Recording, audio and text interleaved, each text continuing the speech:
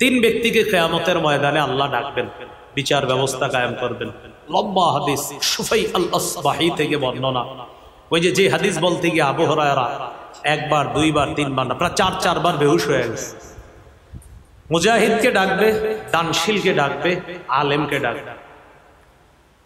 আলেমকে ডাইকে আল্লাহ বলবে, ফায়াকুলুল্লাহু লিল কারিই, কোরআনের আলেমকে আল্লাহ বলবে, আলাম উআল্লিমকা মা আনজালতু আলা রাসূলি, আমার নবীর উপর আমি যা নাজিল করেছি তা কি তোমাকে শিক্ষা দেই নাই? সে বলবে, হ্যাঁ আল্লাহ শিক্ষা দিয়েছেন। ফামাযা আমিলতা ফিমা উল্লিমতা, তোমাকে যা শিক্ষা দেওয়া হয়েছে তুমি কি ওই শিক্ষা অনুযায়ী আমল করেছো? তখন সে বলবে, আকুমু বিহি আনা আল-লাইল ওয়া আনা আন-নাহার, আল্লাহ দিনে রাতে আমি বিদ্যা অর্জন করার পর আমি কোরআন পড়েছি, আমি হাদিস পড়েছি, দিনের বেলা মাদ্রাসায় ছাত্রদেরকে পড়াইছি মাওলা, রাতের বেলায় মানুষের সামনে ওয়াজ নসিহত করছি। এরকম বলবে। বলার পর আল্লাহ বলবে, এই কারণে তুমি করো নাই, বরং তুমি এই নিয়তে কোরআন শিখছো আর মানুষের শিখাইছো আর মানুষের সামনে বলছো, লিউকাল ফুলানুন কারিউন, যেন তোমাকে বলা হয় ওমকে অনেক বড় কারি, ওমকে অনেক বড় আলেম, এই নিয়তে তুমি আলেম শিখছো। ওয়াকাদ কিল, তোমাকে দুনিয়াতে এটা বলা হয়েছে, এখন তোমার আর জান্নাতে যাওয়া লাগবে না, মাথাটা নিচে পা উপরের দিকে দিয়ে ধাক্কাইতে ধাক্কাইতে জাহান্নামে নিক্ষেপ করো, যাও। তাহলে মানুষকে দেখানোর জন্য এলেম অর্জন করা যাবে না, এই নিয়ত বাদ দিতে হবে। বলেন তো এলেম অর্জনের পূর্বে কয় কথা মাথায় রাখা? 1 নাম্বার পরিশুদ্ধ নিয়ত, 2 নাম্বার ইখলাসের সাথে এলেম অর্জন, 3 নাম্বার আল্লাহর কাছ থেকে পাওয়ার আশায় এলেম অর্জন, 4 নাম্বার মানুষকে না দেখানোর নিয়তে এলেম অর্জন। আর নিয়ত আবার কয় ধরনের জানি? 4 ধরনের। 1 আল্লাহরে খুশি করার নিয়ত, 2 নাম্বার এলেম অনুযায়ী আমলের নিয়ত, 3 মৌখিকভাবে সারা পৃথিবীতে এলেম প্রচারের নিয়ত, 4 লিখিতভাবে সারা পৃথিবীতে এলেম প্রচারের নিয়ত। আল্লাহ কথাগুলোর উপর বুঝে শুনে এলমে দ্বীন অর্জন করার তৌফিক দান করেন। এবার গুরুত্বপূর্ণ কিছু কথা আছে, ছাত্ররা কলম খাতা হইলে সবচেয়ে ভালো হইতো, দরকার নাই, এখন শুনেন। এলেম অর্জনের শর্ত এখন আমরা জানবো। এলেম অর্জনের শর্ত অনেকগুলো শর্ত বলবো। 1 নম্বর, এলেম অর্জনের প্রথম শর্ত আগ্রহ। যারা মাদ্রাসায় আসছেন আগ্রহটা ঠিক করেন, যে আগ্রহ আছে কিনা। পড়তেছি, বাপ মায় পাঠাইছি, এরকম না, আগ্রহ। 1 নম্বর আগ্রহ।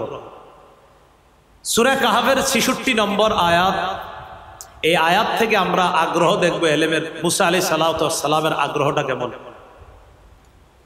মুসা আলাইহিস সালাতু ওয়াস সালাম খজিরকে বললেন, ক্বালা লাহু মুসা হাল আত্তাবিউকা আলা আন তুআল্লিমানি মিম্মা উল্লিমতা রুশদা, আমি কি আপনার অনুসরণ করব এই শর্তে যে আপনাকে যা শিক্ষা দেওয়া হয়েছে আল্লাহর পক্ষ থেকে তা আপনি আমাকে শিখাবেন, আমি কি আপনার অনুসরণ করতে পারি? আগ্রহ। আমি কি অনুসরণ করব, আমাকে শিখাবেন? আগ্রহ আছে মুসা নবীর।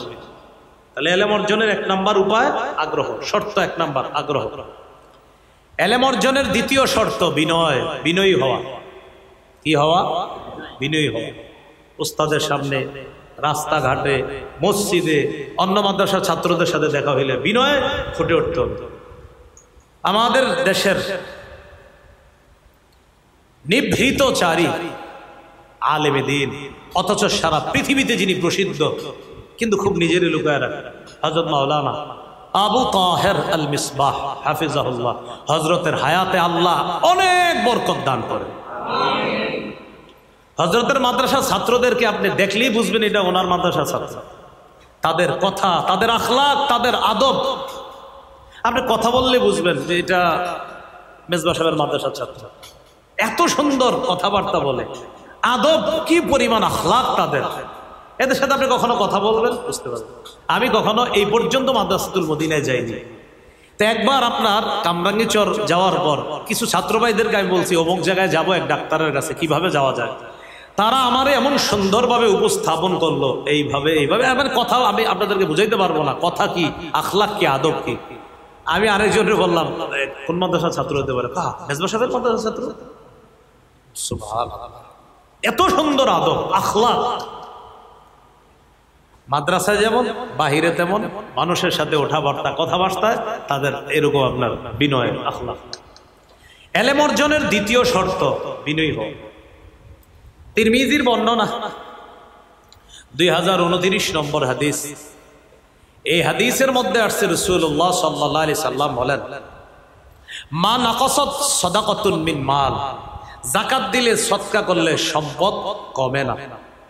ওমা যাদাল্লাহু রাজুলান বিআফিন ইল্লা ইজ্জা, ক্ষমা করলে মানুষের মর্যাদা আল্লাহ আরো বাড়ায়।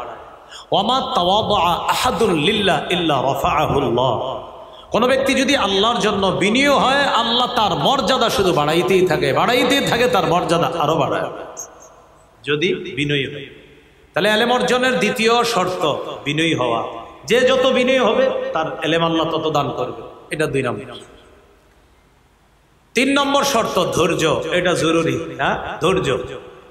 সূরা কাহফের 67, 68, 69 নম্বর আয়াতে ধৈর্যের আলোচনাটা পাবেন। খজির মুসা আলাইহিস সালাতু ওয়াস সালামকে বলতেছে, ইন্নাকা লান তাসতাতিআ মাইয়া সবরা, আপনি আমার সাথে ধৈর্য ধরতে পারবেন না। ওয়াকাইফা তাসবিরু আলা মা লাম তুহিত বিহি খুবরা, আপনি কিভাবে ধৈর্য ধরবেন যে বিষয়ে আপনার জ্ঞান নাই? আপনি তো ধৈর্য ধরতে পারবেন না ওই বিষয়ে। মুসা নবী বললেন, সাতাজিদুনি ইনশাআল্লাহু সাবিরা ওয়ালা আ'সি লাকা আমরা, ইনশাআল্লাহ আপনি আমাকে ধৈর্যশীল পাবেন আর আমি আপনার অবাধ্য হব না। এখান থেকে বোঝা যায় এলেমের জন্য ধৈর্য লাগবে। এলেমের জন্য কি লাগবে? 3 বছর বইরা কয় বিদেশ যাবো না, এটা ধৈর্যের চ্যুতি হলো। কিছুদিন পরছে বইরা কয় না, এটা ইমামতি নিয়ে না, ধৈর্য লাগবে। মঞ্জিলে পৌঁছতে হলে ধৈর্য লাগবে। তাহলে 3 নাম্বার ধৈর্য। এলেম অর্জনের 4 নাম্বার শর্ত বলি এলেম চর্চা। বলি সবাই এলেম চর্চা। চর্চা যত হবে এলেম তত বাড়বে। চর্চায় এলেম বেড়ে যাবে, চর্চা নাই ব্যাস এটা কমে যাবে, বোধা হয়ে যাবে। আর মাদারিস হিসাবে ছাত্র যারা, আরবি ভাষা যদি চর্চা না থাকে, চর্চা অব্যাহত রাখতে হবে। রাস্তায় হাঁটতে বসতে গাছের সাথে কথা বলতে হবে, সবকিছুর সাথে কথা বলতে হবে, তাহলে আরবি ভাষা মোটামুটি অর্জন হবে ইনশাআল্লাহ, আশা করা যায়। তো 4 নাম্বার চর্চা থাকা। সূরা জারিয়াতের 56 নম্বর আয়াতে আল্লাহ বলেন, ওয়াযাক্কির ফাইন্না যিকরা তানফাউল মুমিনিন, আলোচনা করেন, বারবার উপদেশ দেন, জানা বিষয় বারবার আলোচনা করেন, এতে মুমিনের ফায়দা হবে। জানা বিষয়, জাক্কিরের মূল নিয়ে হলো আপনার জানা বিষয় বারবার আলোচনা করেন। জাক্কির স্মরণ করায় দেন, মানে আপনার স্মরণে আছে আবার স্মরণ করায় দেন, এটা করেন, ও হো এটাই, মানে মনে আছে আপনার, বললে হা এটাই। ওয়াযাক্কির স্মরণ করান, মনে করায়া দেন, স্মরণ করায়া দেন, জানা বিষয় বারবার আলোচনা করেন। ফাইন্না যিকরা তানফাউল মুমিনিন, এই স্মরণ করানো, এই জানানো মুমিনদের উপকার করে। তাহলে 4 নাম্বার এলেম চর্চা। 5 নাম্বার একটু বলি আমরা, ছাত্র ভাইয়েরা বলি, ওস্তাদরা দরকার নেই, শুধু ছাত্ররা বলি, যথেষ্ট শিখে ফেলেছি, বলি এই ধোকায় না পড়া, এটা 5 নাম্বার। যথেষ্ট শিখে ফেলেছি, এই ধোকায় না পড়া। ইমাম শাফিকে প্রশ্ন করা হলো, মিন আইনা লাকা হাযাল ইলমু কুল্লু, আচ্ছা আপনি এত বিদ্যা কিভাবে অর্জন করলেন? তিনি জবাব দিলেন, 3টা কারণে আল্লাহ আমারে বিদ্যা দিস। কয়টা? 3টা। 1 নাম্বার বিনাফিল ইতিমাদ, আমি নির্ভর করে ফেলি নাই আমার বিদ্যার উপরে, যথেষ্ট হয়ে গেছে, এই ধোকায় আমি পড়ি নাই, আমার যে বিদ্যা আলহামদুলিল্লাহ হয়েছে না। ইমাম শাফি বলেন বিনাফিল ইতিমাদ, আমি আমার বিদ্যার উপর ভরসা করি নাই, আরো লাগবে আরো লাগবে আরো লাগবে, যথেষ্ট হয়েছে, এই ধোকায় পড়ি নাই। 1। 2 ওয়াসাইরি ফিল বিলাদ, দেশে দেশে সফর করছি। 3 ওয়াসবিরিন কাসবরিল হিমার, গাধার মতো ধৈর্য ধারণ করছি।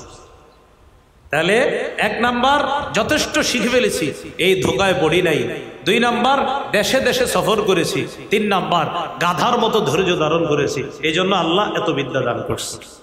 যাই হোক, এখানে আমাদের উদ্দেশ্য যথেষ্ট শিখে ফেলেছি, এই ধোকায় না পড়া। 6 ওস্তাদের আনুগত্য করা। বলি সবাই ওস্তাদের, ওস্তাদ ছাড়া বিদ্যা অর্জন পথভ্রষ্টতার কারণ। ওস্তাদ ছাড়া বিদ্যা অর্জন পথভ্রষ্টতার কারণ। কয়েকটা উদাহরণ দিচ্ছি।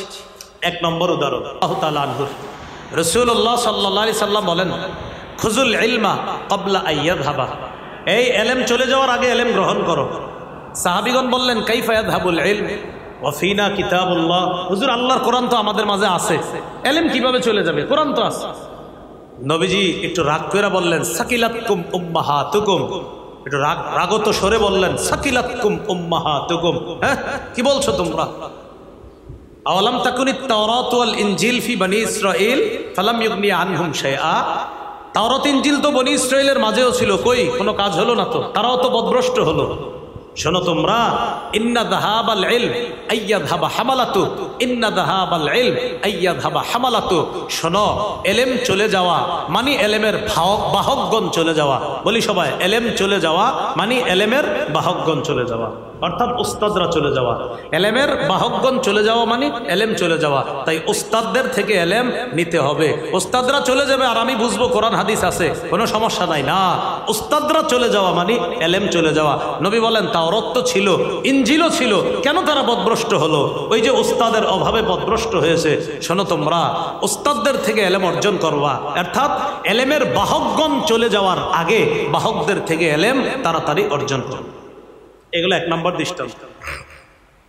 দুই নম্বর আরেকটা দৃষ্টান্ত নেই, হাদিসের একটা কিতাব আছে সুনানে দারিমি, 251 নম্বর হাদিস। আবু দারদা রাদিয়াল্লাহু তাআলা আনহুর বর্ণনা, তিনি বলেন, মালি আরা উলামাআকুম ইয়াযহাবুনা ওয়া জুহালাকুম লা ইয়াতাআল্লামুনা। কি ব্যাপার, আলেমরা চলে যাচ্ছে আর তোমরা মূর্খরা এখনো এলেম অর্জন করছো না কেন? কি ব্যাপার, আলেমরা চলে যাচ্ছে, ও এলেমহীনরা এখনো এলেম শিখতেছো না কেন? আরে আলেমরা তো চলে যাচ্ছে। খুজুল ইলমা, এলেম অর্জন করে নাও। তাআল্লামু, এলেম অর্জন করো। ক্বাবলা আইয়াযহাবা উলামা, আলেমরা চলে যাওয়ার আগে তাড়াতাড়ি এলেম অর্জন করে নাও। মনে রাখবা, আলেমরা চলে যাওয়া মানে কি জানো? ইন্না রাফআল ইলমি আইয়াযহাবাল উলামা, ইন্না রাফআল ইলমি আইয়াযহাবাল উলামা। আলেমরা চলে যাওয়া, এলেম উঠে যাওয়া। আলেমরা চলে যাওয়া, এলেম উঠে যাওয়া। উস্তাদরা চলে যাওয়া, এলেম উঠে যাওয়া। তাহলে 6 নাম্বার, উস্তাদের আনুগত্য করতে হবে এলেম অর্জন করার ক্ষেত্রে।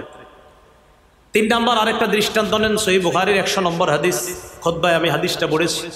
ইন্নাল্লাহা লা ইয়াকবিজুল ইলমা ইনতিজাআন ইয়ানতাজিউহু মিনাল ইবাদ। আল্লাহ বান্দার অন্তর থেকে এলেম এইভাবে ছিনায় নিবে, এমনটা হবে না। মানে আপনার কাছ থেকে টাইনা নিয়ে যাবে, এমনটা না। ওয়ালাকিন ইয়াকবিজুল ইলমা বিকবজিল উলামা। আল্লাহ আলেমদেরকে উঠায় নেওয়ার মাধ্যমে এলেম উঠায় নেবে। হাফিজি হুজুর চলে যাওয়া, এলেমের একটা সমুদ্র চলে যাওয়া। শেখুল হাদিস রহমতুল্লাহি আলাইহি চলে যাওয়া। কাজী মুতাসিম বিল্লাহ রহমতুল্লাহি আলাইহি চলে যাওয়া। শেখুল হাদিস আল্লামা মুফতি আমিনী চলে যাওয়া। আল্লামা নূর হুসাইন কাসিমি রহিমাহুল্লাহ চলে যাওয়া। শেখুল ইসলাম আল্লামা আহমদ শফি চলে যাওয়া। কায়েদে মিল্লাত আল্লামা জুনায়েদ বাবুনগরী রহিমাহুল্লাহ, ওনারা চলে যাওয়া। এলেমের সমুদ্র, এলেমের ভান্ডার চলে যাওয়া। এখন আমাদের দেশে যে ভান্ডাররা আছে তাদেরকে আমাদের খুব যত্ন নিতে হবে। আমাদের হজরতরা এখন প্রায় শেষের দিকে, যাত্রাবাড়ির শায়খ অনেক বয়স হয়ে গেছে। এখনো আমাদের উচিত তাদের কাছ থেকে কিভাবে আরো বেশি উপকৃত হয়ে যায়। আরো আমাদের বড় বড় ওলামায়ে কেরাম, তারা জীবনের শেষ দিকে আছে, কদর করতে হবে তাদের কাছ থেকে থাকতেই। তাদের যেই সমুদ্র, তাদের যে বিদ্যা, এই বিদ্যাগুলা থেকে আমরা আরো বেশি বেশি যেন উপকৃত হতে পারি। আল্লাহ তৌফিক দান করেন। বিশ্বাস করেন, আলেমরা চলে যাওয়া, এলেম উঠে যাওয়া, আমি আপনি মনে করব আরে আমার কি কম আছে, তোর উনি গেছে কুইছে। না না না, উনি যাওয়ার সাথে সাথে অনেক কিছু চলে গেছে, যেটা আমার নবী বলে গেছে। এক পর্যায়ে নবী বলেন, হাত্তা ইযা লাম ইউবকি আলিমা, মানুষ আর আলেম খুঁজে পাবে না, এমন অবস্থা হবে। ইত্তাখাযান নাসু রুউসান জুহালা, মানুষ জাহেলদেরকে ধর্মীয় নেতা বানাবে। ফাসুইলু, তাদেরকে ফতোয়া জিজ্ঞাসা করবে। ফাআফতাউ বিগাইরি ইলম, বিদ্যা ছাড়া ফতোয়া দিয়ে দিবে। ফাদাল্লু ওয়া আদাল্লু, নিজেরা পথভ্রষ্ট হবে আর যাদেরকে ফতোয়া দিবে তাদেরকে পথভ্রষ্ট করবে। কয় নম্বর উদাহরণ দিলাম? 3 নম্বর। 4 নম্বর আরেকটা উদাহরণ নেই। ইমাম আবু হানিফা রহমতুল্লাহি আলাইহিকে বলা হলো, ফি মসজিদিন কাদা হালকাতুন ইয়াতানাজারুনা ফিল ফিকহি, শেখ অমুক মসজিদে একদল মানুষ ফিকহ নিয়ে আলোচনা করতেছে। ইমাম আবু হানিফা বললেন, আলাহুম রাসুন, তাদের কোনো শিক্ষক আছে? তারা জবাব দিলেন, লা, কোনো শিক্ষক নাই। ইমাম আবু হানিফা বললেন, লা ইয়াফকাহুনা আবাদা, এরা জীবনেও ফিকহ অর্জন করতে পারবে না। শিক্ষক নাই, আবার কিসের ফিকহ শিখবে? শিক্ষক নাই তো এরা কিসের ফিকহ শিখবে? 5 নম্বর একটা উদাহরণ নেন। নাসিরউদ্দিন আলবানী রহিমাহুল্লাহ আল আদাবুল মুফরাদের একটা ভার্সন বানাইছে, সহিহুল আদাবিল মুফরাদ। এটার 605 নম্বর হাদিস। এই হাদিসের বর্ণনাকারী আব্দুল্লাহ ইবনে মাসউদ রাদিয়াল্লাহু তাআলা তিনি বলেন, ইন্নাকুম ফি জামান, কথাটা মন দিয়ে শুনেন, তোমরা এমন জামানায় আছো কাসীরুন ফুকাহাউহু, যেই জামানায় কাসীরুন ফুকাহাউহু আলেম বেশি, ফকি বেশি, কলিলুন খুতাবাউহু বক্তা কম। তোমরা এমন জামানায় আছো যেই জামানায় আলেম বেশি, বক্তা কম। কলিলুন সুআলুহু, এই জামানায় প্রার্থনাকারী কম। কাসীরুন মুতুহু, দাতা বেশি। এমন জামানায় আছো যেই জামানায় আলেম বেশি, বক্তা কম। চাওয়াওয়ালা প্রার্থনাকারী কম আর দাতা বেশি। আল আমালু ফিহি কাইদুন লিল হাওয়া, এই জামানায় আমল কুপ্রবৃত্তিরে চালায়, আমল নফসকে চালায়। ওয়া সায়াতি মিন বাদিকুম জামান, তোমাদের পরে এমন একটা জামানা আসবে যেই জামানায় কলিলুন ফুকাহাউহু, আলেমের সংখ্যা কমে যাবে। কাসীরুন খুতাবাউহু, বক্তা বাড়তে থাকবে। কি বাড়বে? সমস্যা কি? একটু হাসেন, আমারই তো দোষ। হাসেন, আমিও তো এই শ্রেণী। বক্তা কি হবে? ইবনে মাসউদ বললেন এমন জামানা আসবে বক্তা বাড়বে, আলেম কমবে। তো এটা কি আরো 100 বছর পরে আসবে না চলতেছে? আপনি ক্যালকুলেটরও ধরতে পারবেন না। মাশাআল্লাহ, এত পরিমাণ বক্তা। এটা কিন্তু আমারই বলতেছে, আমিও তো এই ক্যাটাগরিরই। তো বলতেছে কালিলুন ফুকাহাউহু, এমন জামানা আসবে আলেম কমবে। কাসীরুন খুতাবাউহু, বক্তা বাড়বে। কি বাড়বে? বক্তা বাড়বে। আর কি হবে? কাসীরুন সুআলুহু, প্রার্থনাকারী বাড়বে। কলিলুন মুতুহু, দাতা কমে যাবে। ওই জামানায় আল হাওয়া কাইদুন লিল আমাল, আল হাওয়া ফিহি কাইদুন লিল আমাল, ওই জামানায় নফস আমলরে পরিচালনা করবে। ইবনে মাসউদ বলেন তোমাদের জামানায় আমল নফসকে পরিচালনা করে, আর শের জামানায় বক্তা বাড়বে, আলেম কমবে। ওই জামানায় নফস আমলকে পরিচালনা করে। তাহলে আগের জামানায় আমল নফসরে পরিচালনা করত, আর এখন নফস আমলরে পরিচালনা করে। নামাজ পড়িস না, দরকার নাই, এশার নামাজ দেরি করে বললে দিচ্ছ না, ঘুমাও। আল্লাহ আমাদেরকে বুঝার তৌফিক দান করেন।